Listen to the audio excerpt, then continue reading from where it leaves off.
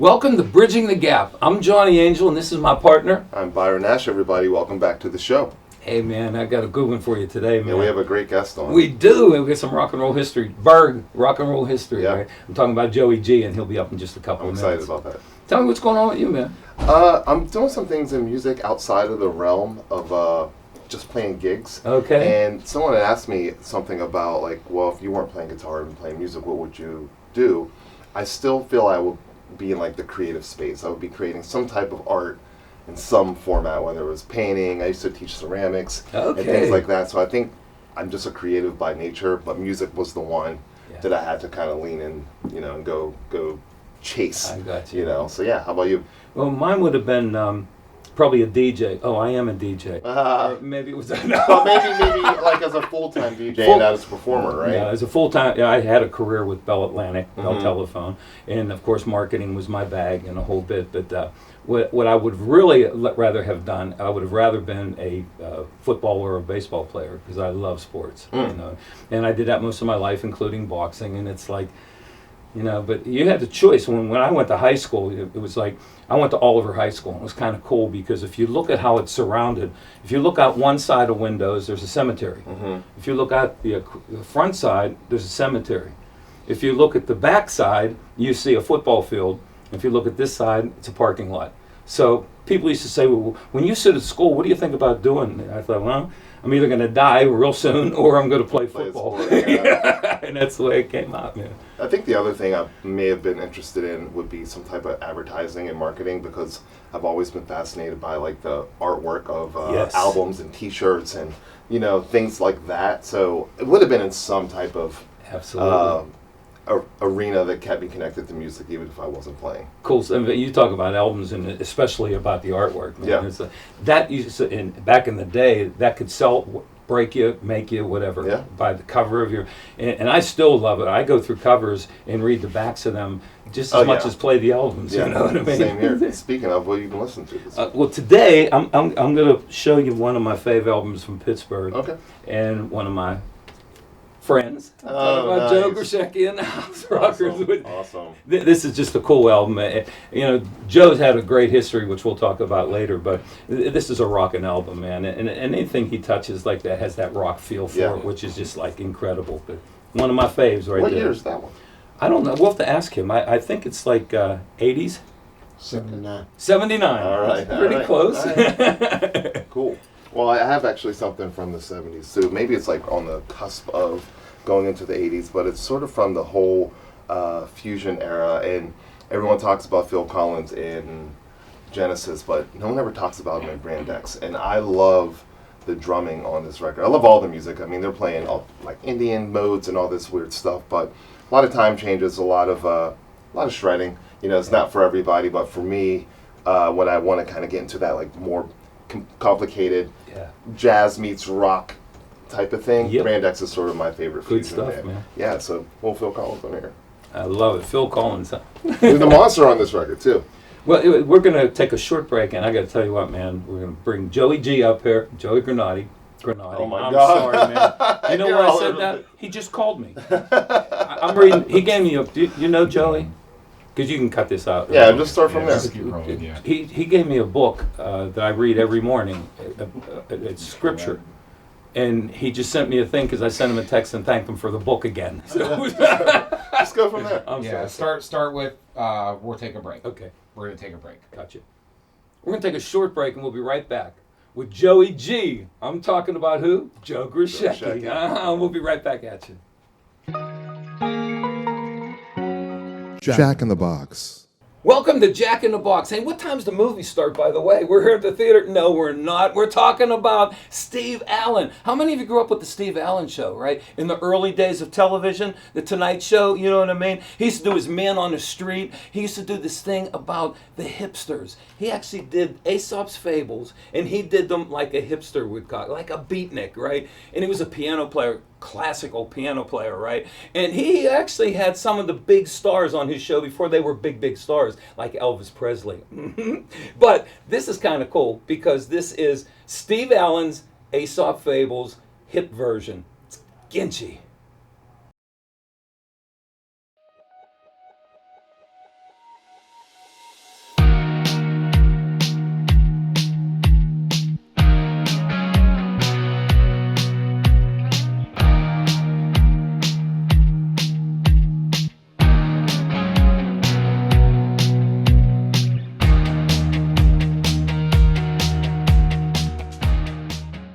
welcome back, everybody, to Bridging the Gap. We are so happy to have Joe Grushecky on the show. Thanks for coming.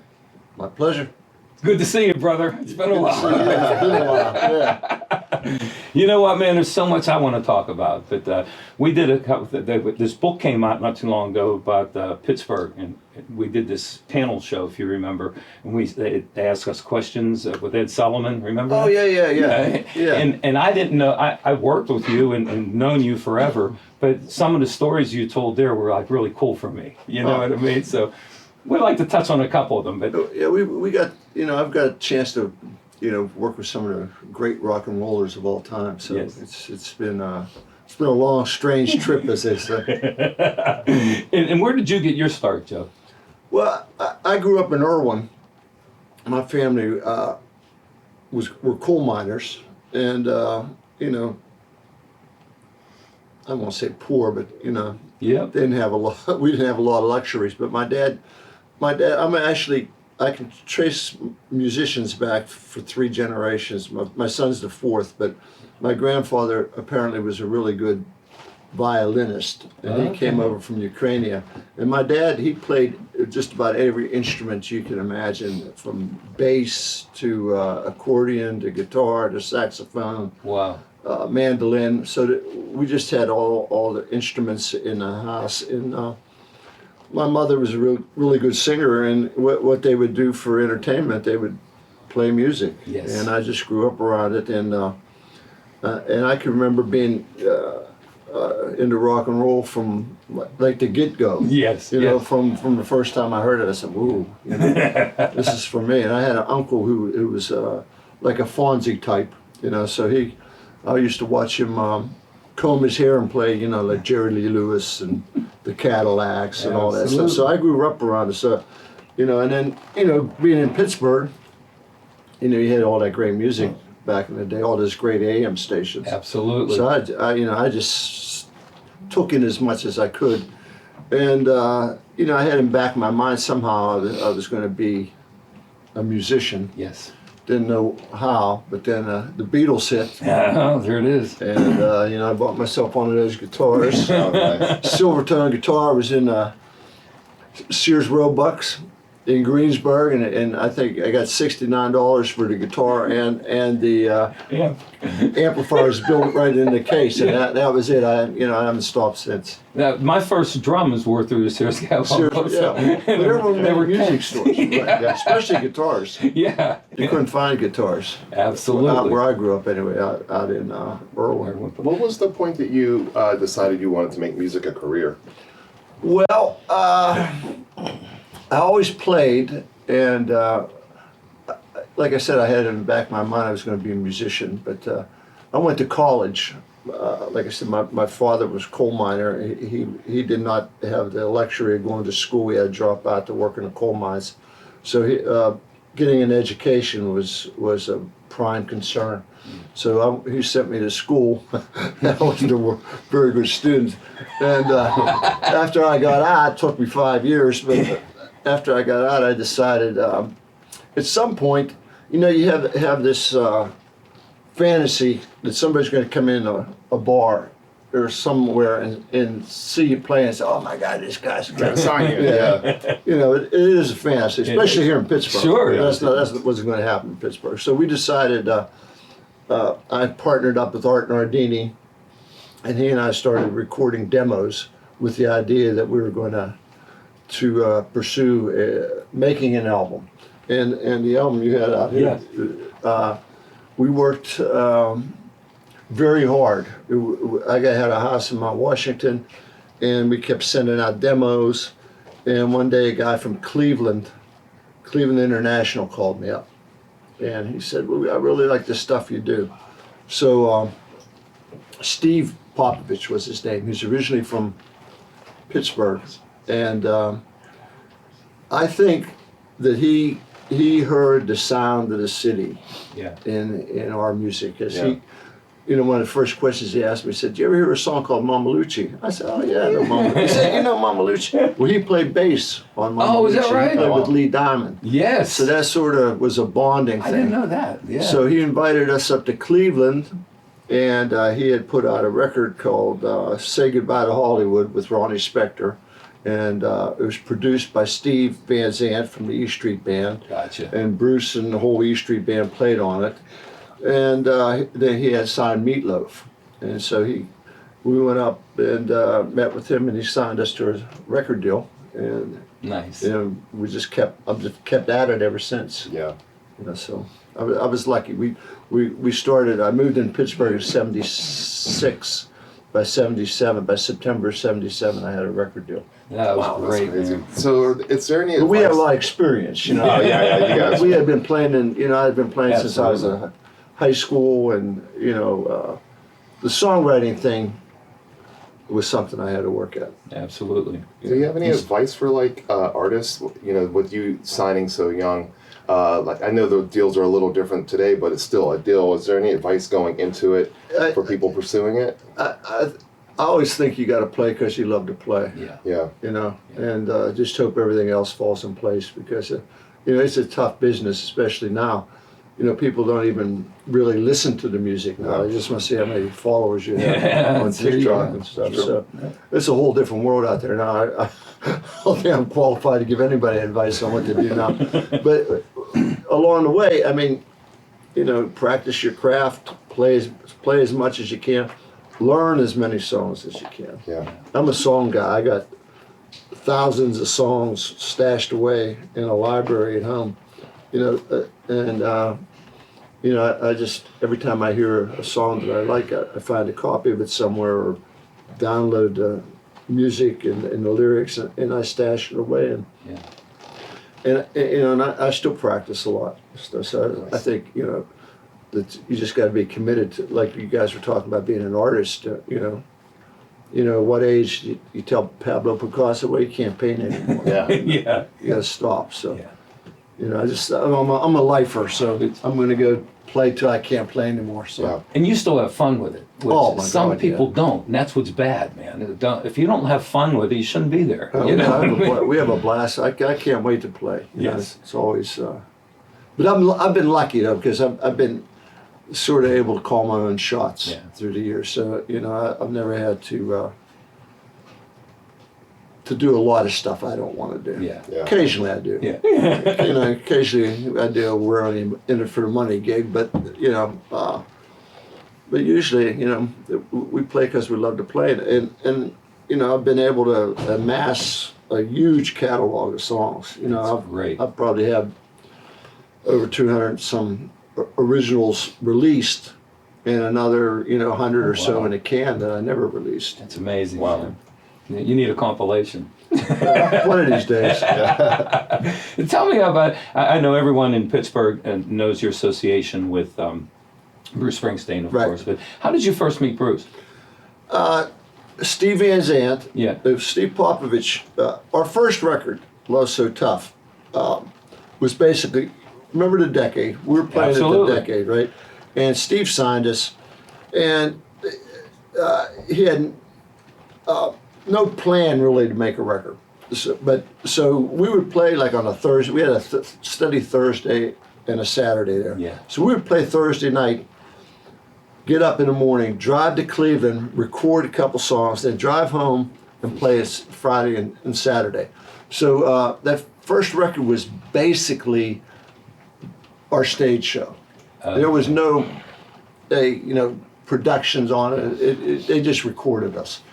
But the second record, and the first record surprised everybody because, some of the major publications like Rolling Stone said it was the best debut record of the year. Nice. And people were shocked by it. So were we, by the way. But the second record, he decides we're going to do it right. So we go to New York City. He rents SIR Studios for a week, and he's going to bring in a real producer. So he brought in Mick Ronson, who was playing with David Bowie at the time, or had finished playing with David Bowie and was playing with Ian Hunter. And so Mick, tremendous A-list musician, he was working with us. And then we were a day or two into it, and he shows up with Steve Van Zandt. So they were both recording us and arranging us, which eventually became Have a Good Time to Get Out a Live record. Okay. And through my association with Steve, he introduced me to Bruce, and we just became buddies to start working together. And the big changing point was when he produced American Babylon, and then we worked together really closely for a long time, for a couple of years, writing songs, and he wasn't doing the E Street Band at that particular time, so we hung out a lot. And just got to be good buddies. Great. And a lot of people come into my museum, they ask me the same questions, like, Bruce is just a guy, a friend. You know what I mean? They will say to me, like, you met James Brown, or you worked with Chuck Berry or BODEGA, whatever. But when you get behind the scenes, they're people like we are. You know what I mean?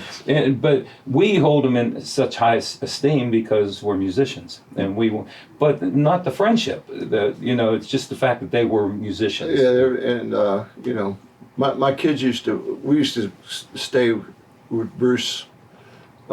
For a week, 10 days at a time, and my kids were little, and basically they just thought that Bruce was one of Daddy's friends with a bigger house, and then as they got a little bit older, the kids were in high school. I think Johnny was in junior high, and Bruce invited us up to Madison Square Garden, because he was doing the E Street reunion, and he was playing 2 songs that we had co-written together, Code of Silence and Another Thin Line.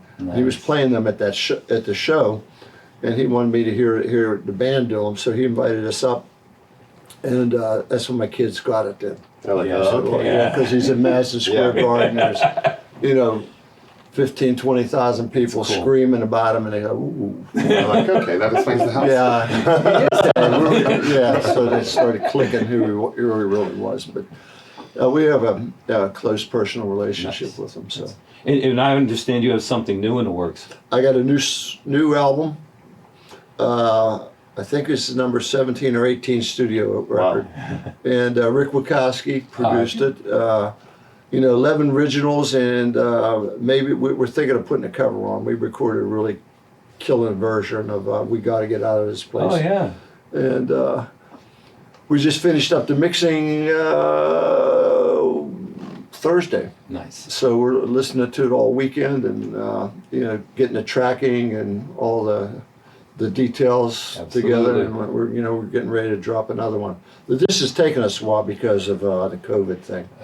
We started working on it and then quit for almost 16 months, and then everybody had was getting sick on and off. So I know that. When you came back from the break, was there anything different about the songs because you weren't still on it and there was that little bit of separation in time? You know what? When I was younger, I wanted it done yesterday. Yeah. Now I'm a little bit more patient, and I think some of the time pays off because you have time to listen to it and take a more relaxed approach to it. And one of the advantages of being an independent, there's nobody telling you what you have to do or looking at a clock, what you have to record, or so like we're saying, basically you're doing for the love of music. That's right. That's great. Now we do this segment, Joe. It's kind of cool. It's called Rapid Fire. Yeah. And what we do is we throw 4 quick questions at you. We say something old, something new, something treasured, something true. So okay, we're gonna do music questions. Or it doesn't matter. Go ahead, baby. You can say whatever. So the first one is going to be, tell me something that's old. Louie, because I just saw a single. I have visions of Louie. It was one of the first singles I bought. Actually, I got the record. I bought the album. Yes. I bought it in some kind of shopping mall on Route 30 down in East McKeesport. Absolutely. And I can remember that they would let people play the record. That's right. And I walked in, and these, I was younger, and the older kids were playing Louie, and they were dancing all over the store. I said, wow. Was it the Kingsman's version? It was the Kingsman's version. Because I met Richard Berry. Yeah, I saw that back. I actually have Richard Berry single, too. Yes, So. How about something new? Something new. I'm just working on a new record. Just like I said, I just finished it up. I'm really excited about it, and can't wait to let people start hearing it. Awesome. And something treasured. Treasured. Well, besides my family, I just treasure I've been able to keep playing all these years. You know, that's not easy. Music, I know. I mean, I don't know what I'd done without music. Yeah. I was listening to you guys talk about what else you wanted to be. I don't know if I could have answered that question. I couldn't figure it out or not. And then the last thing, something true. Something true. Glad to be here today with you guys. Oh, thanks. Thank you, man. Thank you. And it's always a pleasure to reminisce. And you have such a history in this city, and you're loved by the town. So it's thanks. It's really cool, man. But I want to thank you for doing this. But before we leave, I got to ask, can we do a jam? Sure. Let's do that. We're going to take a short break, and we'll be right back with Joe Grushecky. We're going to jam out.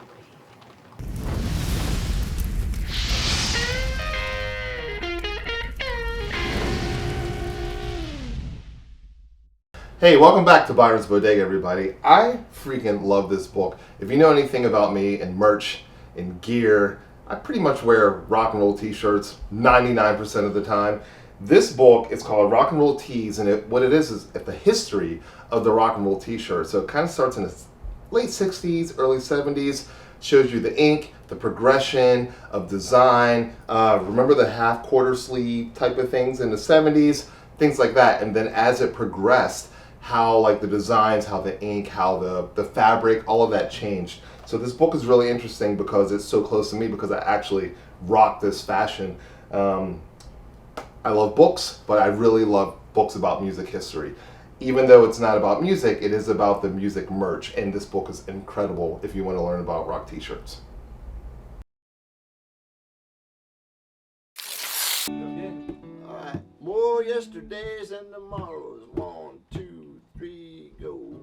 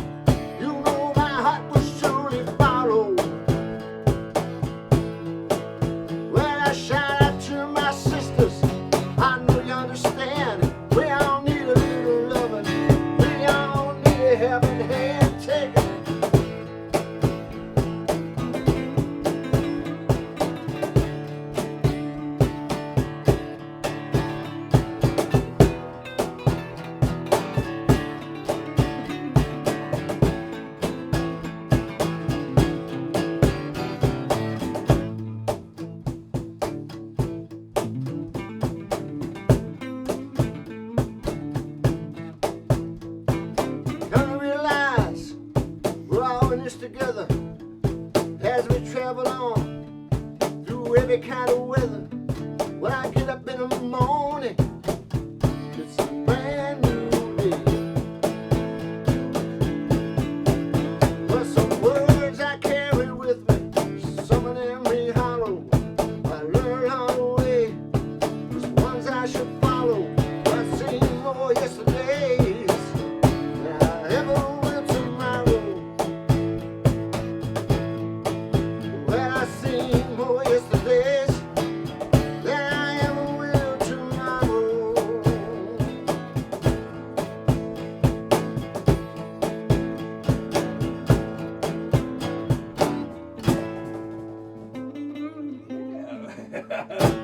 Gee.